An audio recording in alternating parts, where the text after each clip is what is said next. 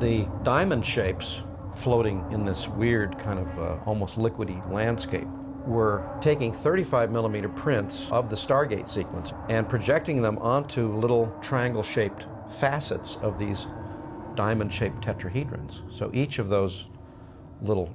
facet of the tetrahedron is actually a movie being projected onto a white plastic tetrahedron.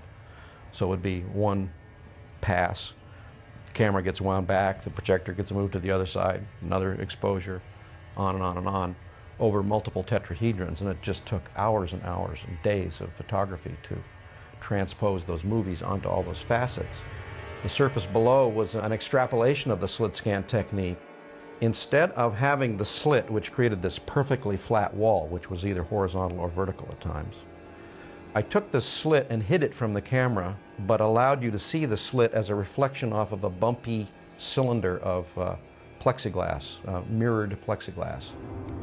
So what happened was that the camera is still doing the slit thing and moving in and out and taking a minute to shoot each frame of film, but instead of it being absolutely flat, it was an irregular reflection off of a drum that was rotating.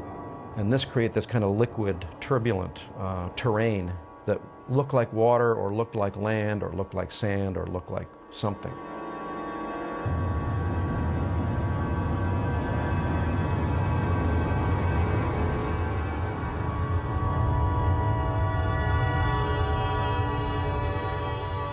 The liquid effects of these kind of exploding diaphanous nebulosities that looked like huge astronomical cataclysmic events was actually the first thing that Stanley shot on the film, and some of those shots were shot in New York in a very small room using this technique of dabbing little tiny bits of lacquer and enamel paints on water with certain specific gravities and certain kinds of adhesion qualities so that they would expand when they got on water. And the camera would be aimed down, looking at this little area that was about smaller than a pack of cigarettes. And looking at this tiny little liquid phenomena blown up on the big screen looked absolutely galactic.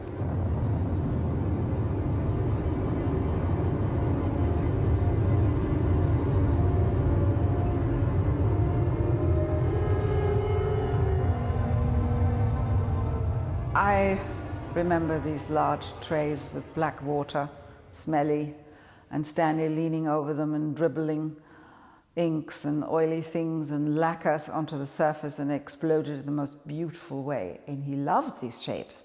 They were very organic. In fact, they followed the same physical law as presumably the cosmos does. And so he was very excited. Against this, he wanted to set an artificial, scientific, man-made or ET-made look.